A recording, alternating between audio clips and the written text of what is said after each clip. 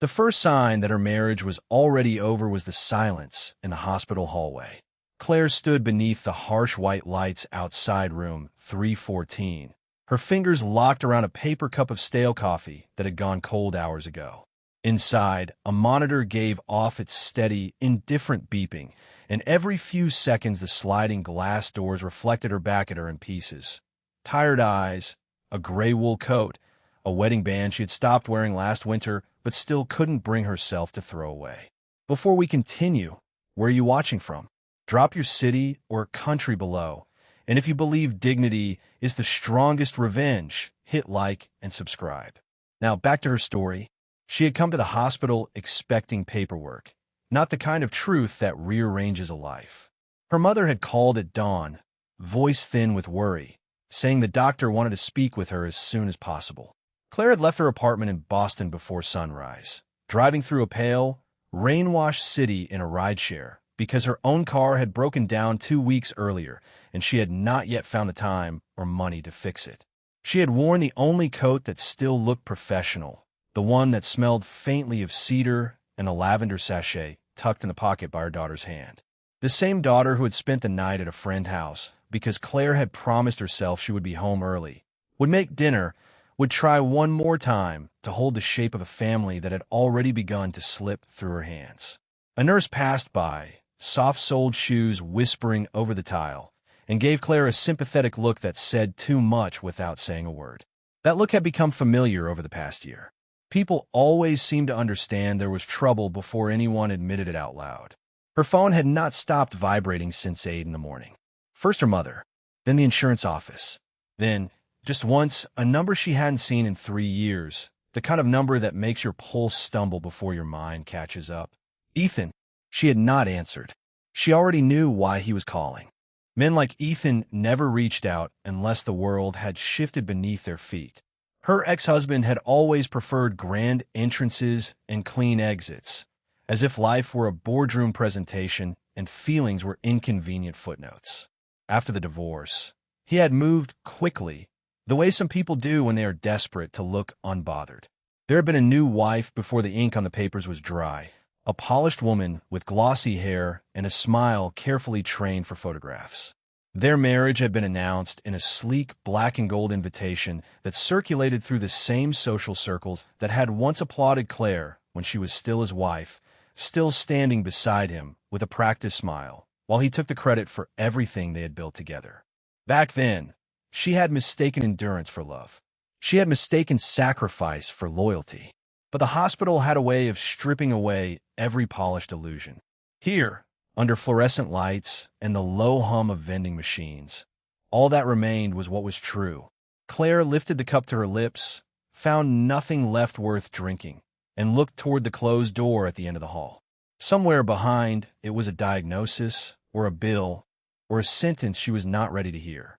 And somewhere else, across the city, the man who had once promised her forever was about to learn that the past does not stay buried when your name is written on the records. The door opened. A doctor stepped out, expression unreadable, and held her gaze for one brief second too long. Claire straightened her shoulders, feeling something inside her go very still. She did not know it yet, but this hospital visit would not just change her day. It would change the story everyone thought they already knew. Claire did not move when the doctor closed the door behind him. The hallway seemed to shrink around her, the white light turning every surface flat and unforgiving, as if the hospital itself had become a witness that refused to look away. She waited for the man in the starched coat to speak, and when he finally did, his voice was calm in the way people sounded when they were carrying information that could split a life in two. He told her to sit down. Claire did not obey right away. Her fingers tightened around the paper cup until the cardboard softened, and for one suspended second, she could hear only the distant roll of a gurney, the hush of shoes on linoleum, the soft mechanical pulse from room 314. Then she sat on a narrow bench against the wall, feeling the chill of the vinyl through her coat. The doctor opened Claire's chart, flipped one page, then another, and his expression did not change. That made the fear worse. It was never the dramatic reactions that broke a person. It was the careful ones, the ones delivered in controlled voices under fluorescent lights. He began with words like results, observation, follow-up, and specialist, each one landing with quiet weight. Claire listened without interrupting, though she felt her pulse gathering speed beneath her skin. Somewhere in the back of her mind, she thought of the stack of unopened mail on her kitchen table, the overdue utility bill, the divorce decree folded inside a manila envelope she still had not thrown away, as if keeping it there could somehow explain the shape of her life. The doctor asked whether anyone had come with her. Claire almost laughed at that. The question was so ordinary, so painfully normal, that it nearly undid her. She lowered her gaze to her hands. No ring, no wedding, no one waiting in the parking lot with a warm hand on the steering wheel and a promise that things would be easier by morning. Just her. He nodded once, not unkindly, and continued. There was an appointment she needed to keep, a set of records that had to be forwarded, and a consultation that could not wait. His tone remained measured, but Claire caught the shape of the concern underneath it. Something was being passed from the invisible world of suspicion into the visible world of fact. She had spent too many years learning how to survive uncertainty, but this felt different. This had edges. This had a name, even if she did not know it yet.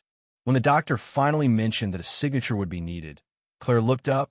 It was such a small request, almost absurd in its simplicity, and yet it made the hallway feel even quieter.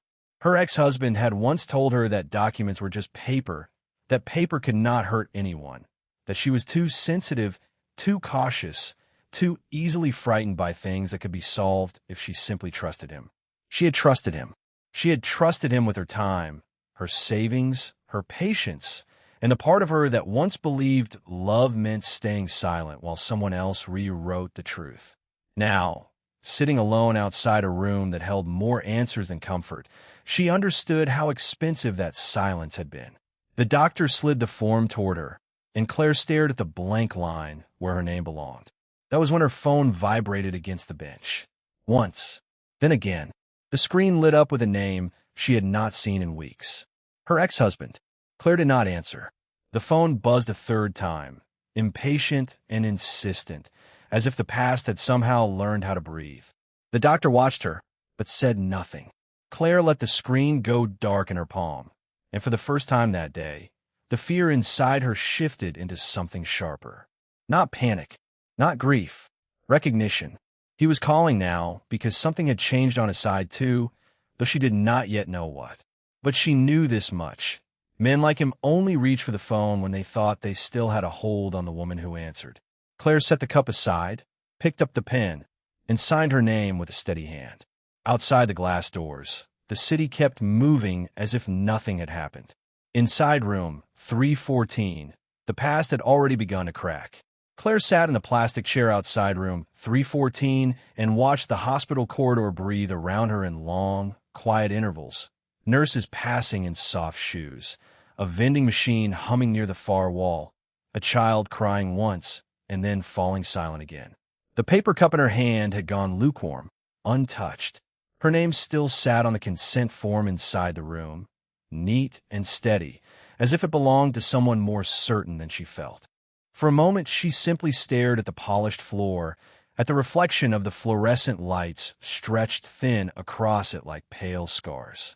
Then her phone lit up again. Her ex-husband. This time the name stayed on the screen long enough for her to feel the old reflex rise in her chest, that familiar tightening, that invisible hand reaching from the past. She did not answer. She did not even move. But the memory came anyway, sharp and unwanted.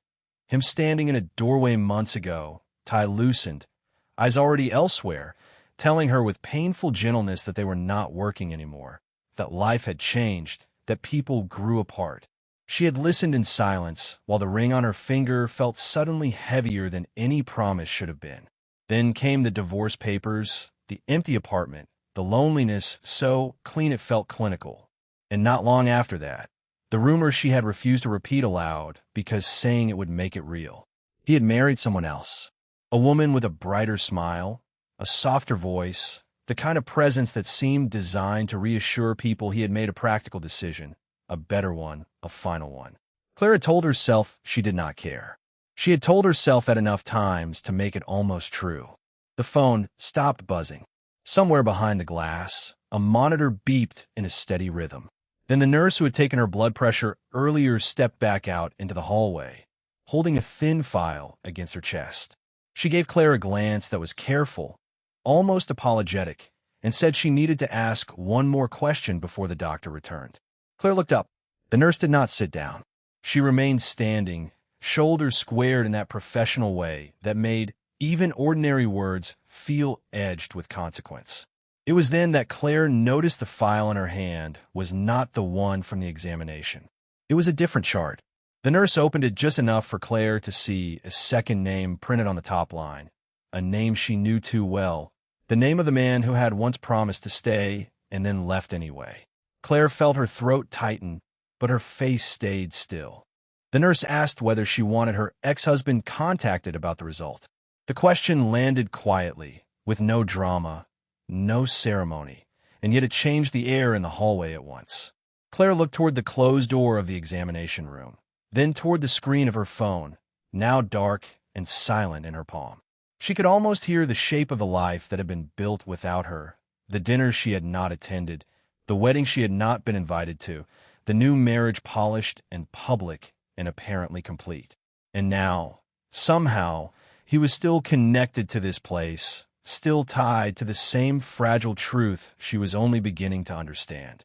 She lowered her eyes to the file, then back to the nurse.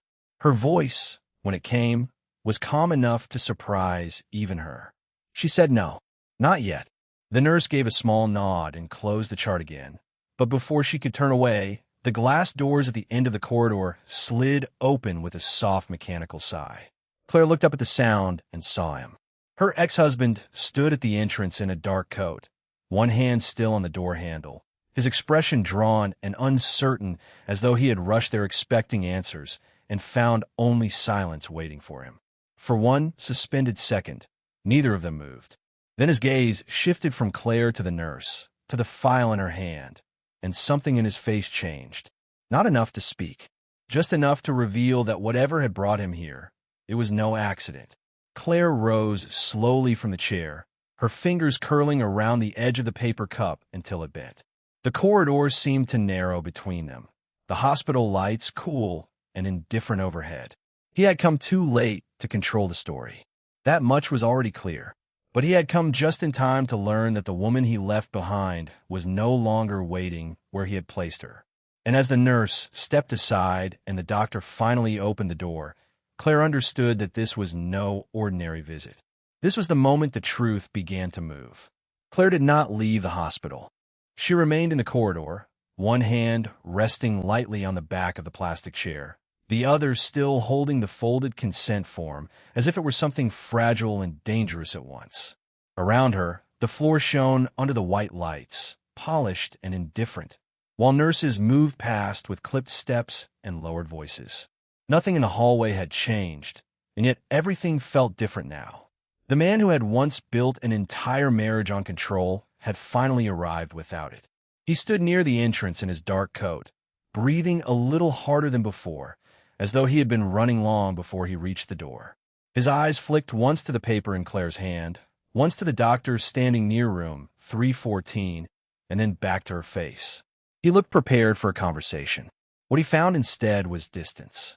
Claire met his gaze without flinching. There was no rush in her movements, no plea in her expression, no sign that his sudden appearance could still pull her back into the old version of herself. That was what unsettled him most. Not anger, not tears, calm, the kind that does not come from peace, but from a decision already made. The doctor spoke softly to the nurse beside him, then looked toward Claire as if confirming that she still wished to proceed. She gave a small nod. It was such a simple motion, almost polite, but it carried more finality than any argument could have. The ex-husband noticed it too. His jaw tightened. For a second, he glanced at the consent form again, and Claire saw the exact moment he realized he had arrived too late to shape the outcome. Whatever he had come here expecting, it was no longer his to manage. Beyond the corridor windows, late afternoon light fell over the city in pale gold strips, touching the tops of cars below and then slipping away. Inside, The air smelled faintly of antiseptic and paper and something older, like the residue of every hard conversation that had ever ended in this building. Claire folded the form once, then again, and held it close to her coat. Her fingers were steady now. That steadiness had not come easily. It had been built in small, private ways no one had applauded. Early mornings, quiet jobs, long nights, the slow work of learning how to stand inside her own life without asking permission.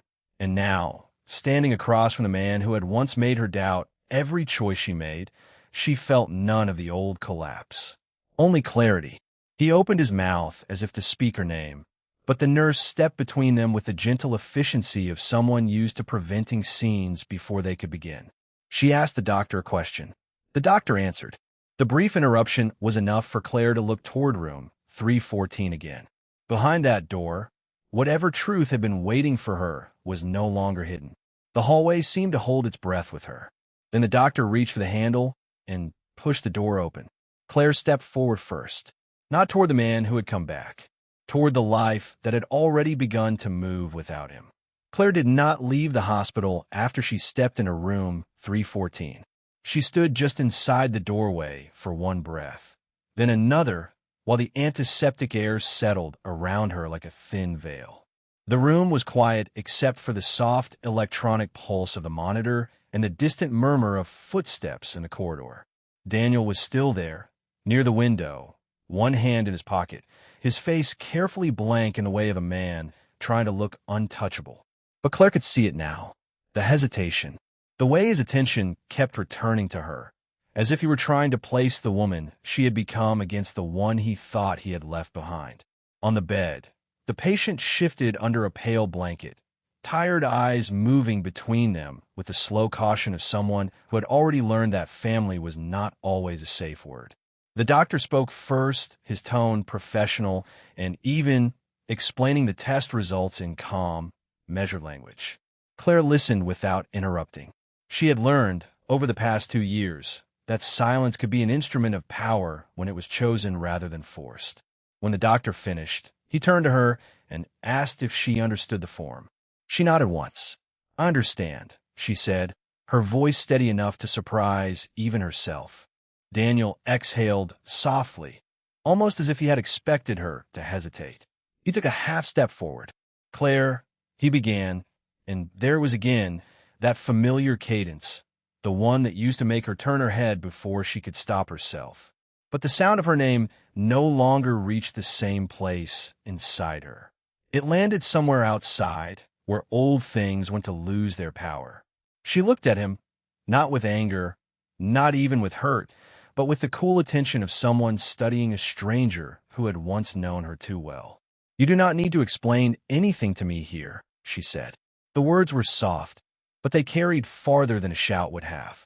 The doctor glanced down at the chart, then at the nurse by the door, and the room seemed to rearrange itself around Claire's calm.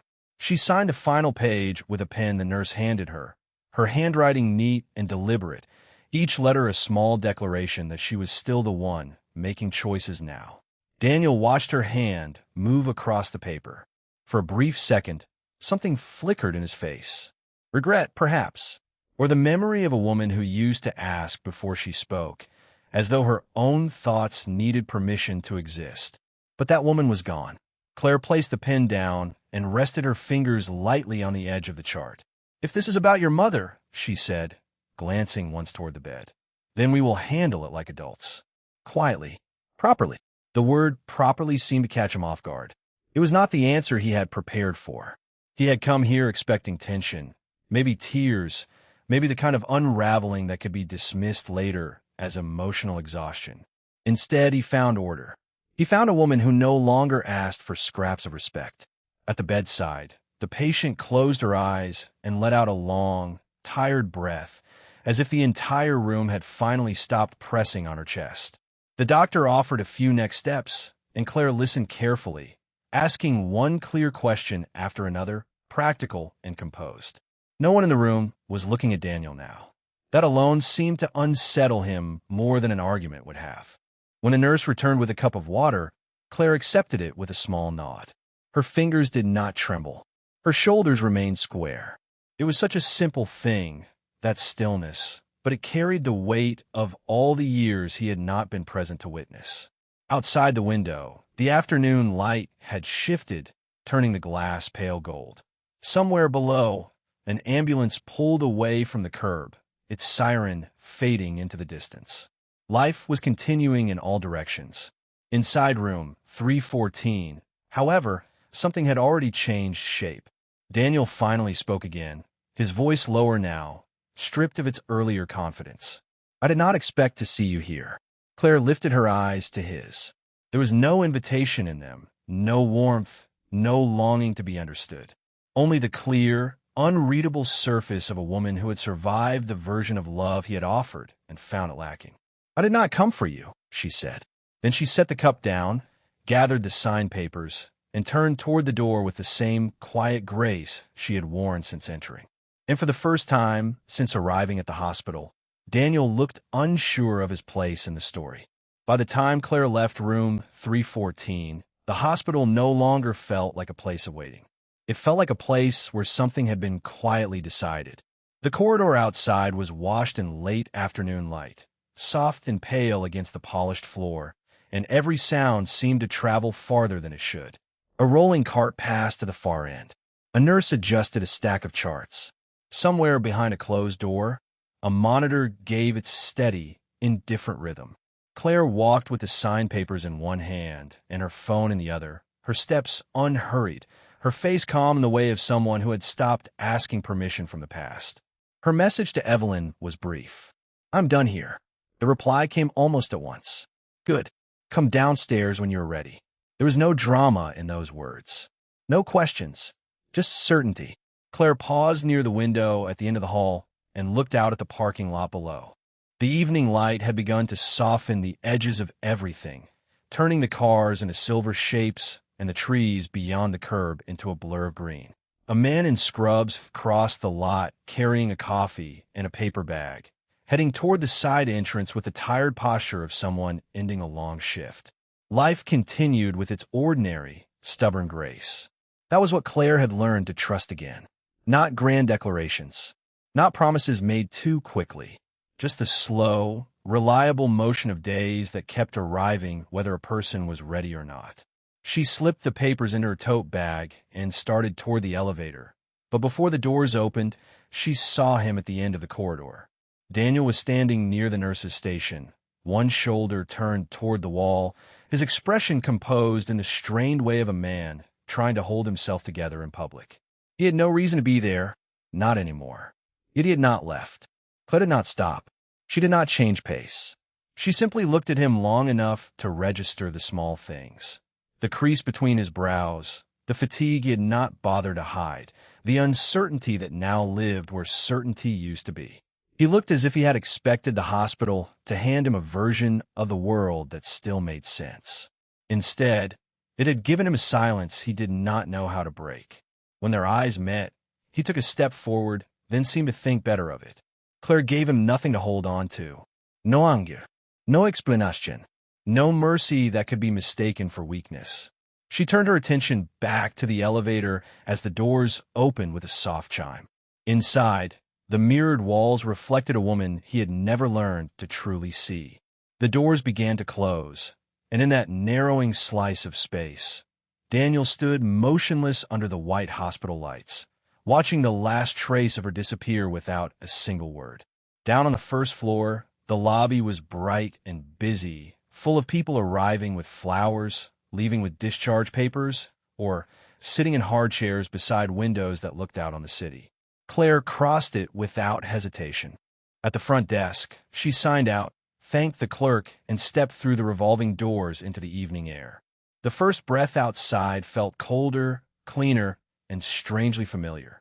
A black car waited at the curb, and Evelyn was already beside it, one hand lifted in greeting, her expression composed and sharp as always. She opened the rear door for Claire without a word, and Claire slid into the seat, the leather cool beneath her. As the car pulled away from the hospital, the building reseated behind them in the rear window, all glass and light and sealed doors. Claire rested her hands in her lap, and watched the city begin to blur into streaks of amber and gray. For a moment, neither woman spoke. Then Evelyn glanced at her and asked quietly, "Are you all right?" Claire looked out at the passing streetlights before answering. Her voice was steady, almost gentle. "I am better than I was." It was not a declaration. It was simply true. And in the silence that followed, as the car carried her farther from room 314 and everything it had once meant, Claire understood that healing did not always arrive like a miracle. Sometimes it came like this, dressed in ordinary clothes, with no audience, no applause, and no need to look back. By the time Daniel returned to the hospital, the light outside had already shifted into something colder, thinner, and more honest. The lobby no longer hummed with the easy noise of visiting hours. It carried the quieter sound of endings being decided behind glass doors and locked offices. Daniel stood near the front desk in a charcoal suit that looked pressed too hard, as if he had dressed himself in a hurry and hoped fabric could hide the unease in his face.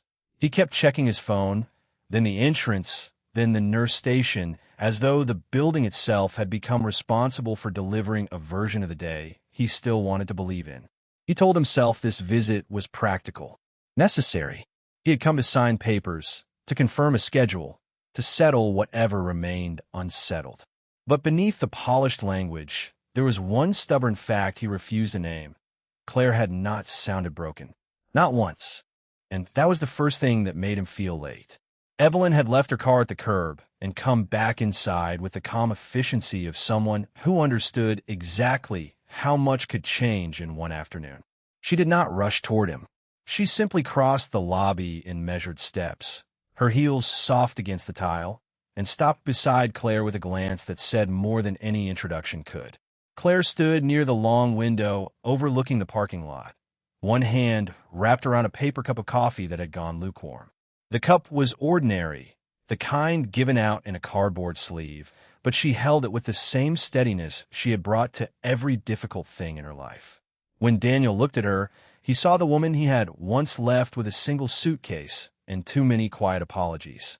But the woman standing before him now wore a navy coat that fit her shoulders perfectly, and there was a stillness in her face that made him feel, for the first time, like the one being examined.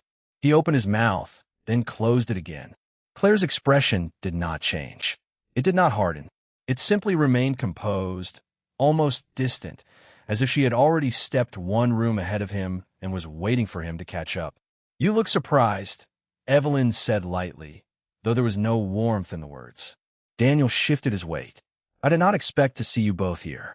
Claire's gaze moved to the glass doors, where the reflected sky had turned the color of silver. "That makes two of us," she said. Her voice was even, unhurried, and it carried the strange power of someone who no longer needed to defend her place in the world. A young nurse approached with a clipboard and paused when she saw them. She offered Claire a polite smile, then handed her a sealed envelope. Claire accepted it without hesitation. Inside was a printed confirmation, a set of follow-up instructions, and the final signature she had already provided earlier that day.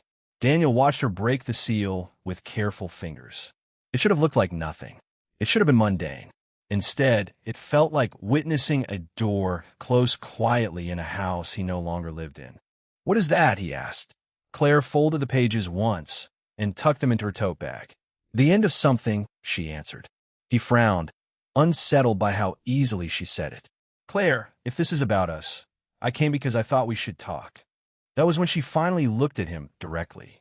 Not with anger, not with pleading, with the patient clarity of someone who had already survived the worst part and no longer needed his permission to move forward. "You came because you were told to come," she said. "There is a difference." Daniel glanced toward the receptionist, toward the corridor, toward any place except her face. The truth was beginning to settle around him, slow and unwelcome. This was not a visit arranged to reopen old wounds. It was a meeting with the life that had continued without his consent. Claire lifted the coffee cup, took one small sip, and set it down on the windowsill. Then she straightened her coat, checked the strap of her bag, and turned toward the exit with a quiet finality that made the entire lobby seem to pause. Evelyn fell into step beside her, and together they moved toward the doors as though they were leaving not a building, but an old chapter that had finally finished speaking. Daniel stood still, watching them go, his reflection faint in the glass beside theirs. He had come expecting closure. What he found instead was distance. And distance, he realized too late, was far harder to undo. By the time Daniel reached the private consultation room, the air had already changed. Not warmer, not kinder, only sharper, as if the walls themselves had learned to keep secrets. A thin band of late afternoon light cut across the polished floor, turning the glass table into a pale mirror. Claire was there first, seated with her back straight and her hands folded loosely over a manila folder. She did not look like a woman waiting to be explained to. She looked like someone who had already done the explaining. Daniel slowed at the threshold, his eyes moving from the folder to her face, searching for the version of her he remembered. The one who had waited too long, softened too much, forgiven too quickly. He did not find her. Instead, he found calm. That was worse. Across from Claire sat Dr. Evelyn Brooks, who had the patient, unreadable expression of someone accustomed to making difficult truths sound ordinary. "Mr. Hayes," she said, "please come in and sit down." Daniel stepped inside, but not gracefully. His hand tightened once around the handle of his coat before he let it fall. He glanced at Claire. She gave him nothing. No anger, no pleading, no invitation to suffer. Only that steady, almost distant composure that made the room feel smaller. He took the chair opposite her, leaving an empty space between them, so clean it felt deliberate. "You said this was urgent," he said, try to keep his voice level. "I had a meeting across town." Claire's gaze lifted, quiet and direct. "Then you should return to it when we are finished." The sentence was soft, but it landed with the weight of a closed door. Daniel looked at the folder on the table. His name was written on the top page in Dr. Brooks' careful handwriting. He reached for it, then stopped when Claire placed one hand on the edge of the papers. Not to hide them, to claim them. "Before you open that," she said, "there are a few things you should understand." Daniel waited, though his jaw had already begun to tighten. Claire did not hurry. She never had to hurry anymore. "This is not about revisiting the past," she continued. "It is not about blame, and it is not about asking for anything you already decided not to give." Her voice remained even, but every word carried the clean edge of something long settled. "It is about the present, about what comes next." He stared at her, trying to find a flaw in her calm, some crack where the old Claire might still be hiding. But the woman in front of him had the stillness of a winter window. You could press your hand to the glass and feel how much colder the world had become on the other side. Dr. Brooks opened the folder and slid a document forward. Daniel looked down, then up again, his expression shifting by degrees as the meaning began to reach him. "This is a record of the consultation," the doctor said, "and the accompanying legal authorization." Daniel's eyes narrowed. Claire's fingers moved once, lightly, to the edge of her bag. Inside it, something small and important waited, neatly tucked beside her wallet and keys. Not dramatic, not theatrical, just prepared. That, more than anything, seemed to unsettle him. "Legal authorization for what?" he asked. Claire looked at him for a moment, then at the document, then back at him. "For a decision you were never meant to make alone," she said. The words hung in the room without raising their voice. Outside the glass wall, a nurse rolled a cart past the corridor, the soft wheels whispering over the floor. Somewhere farther away, a phone rang and was answered. Life continued with complete indifference. Daniel read the first lines of the page, and then the color left his face in a way that could not be mistaken for surprise alone. It was recognition, the kind that arrives too late. His hand shifted once on the armrest, then stilled.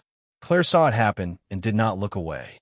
She had once known every small way he betrayed himself when afraid. Now she knew how to let the silence do the work. "You should have asked sooner," she said gently. "About what?" he asked, though the answer had already begun to close around him. Claire's eyes did not harden. "That was the most powerful part. About your daughter." The room fell completely still. Not empty. Still. Even the air seemed to pause, as if the hospital itself had leaned in to listen. Daniel looked at her as though the floor had tilted beneath him, and for one suspended second, the man who had arrived with certainty had no language left at all. Claire reached for the folder, closed it with a soft, final motion, and placed both hands in her lap. Her posture remained composed, almost elegant, but there was no softness in the choice she had made to speak now. This was not a revelation offered for shock. It was a truth delivered with the calm of someone who had already survived its weight. Dr. Brooks folded her hands and waited. Daniel's mouth opened, then closed again, as if the air had become too thin to shape into words. He looked toward Claire, searching for interruption, for denial, for anything that would return the world to something familiar. None came. Claire simply sat there, still as candlelight, and let the silence teach him what regret sounded like when it arrived too late. The hospital quieted in a way Claire had never heard before, as if every polished corridor and softly lit window had finally exhaled. By the time Daniel was allowed back into the consultation room, the moment had already passed him by. Claire was standing near the window, one hand resting lightly on the sill, her face turned toward the fading afternoon light. She did not look triumphant. She did not look angry either. She looked finished. Behind her, Dr. Brooks was gathering the last of the papers into a neat stack, and the clean rustle of those pages seemed louder than any argument Daniel might have made. He stopped just inside the doorway and looked at her as if she were still the woman who once waited for his approval, the woman who used to soften her voice so his would not have to rise. But that woman was gone now, and the room knew it. Claire turned at the sound of his shoes against the floor. Her expression remained calm, almost gentle, but it carried a distance he could not cross. "You came back too late," she said, not cruelly, not even with pleasure, only as a fact. Daniel swallowed, his hands open at his sides, empty in the way a person looks when he has finally run out of explanations. He had rehearsed words in the car, on the elevator, in the hallway outside, but none of them survived the sight of her.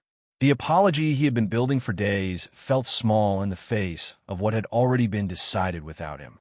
Claire reached for her bag, slipped the folder inside, and closed it with a soft, deliberate motion. There was no tremble in her fingers, no hesitation in her shoulders, just a steady, quiet dignity that made the whole room feel more honest than any of them deserved.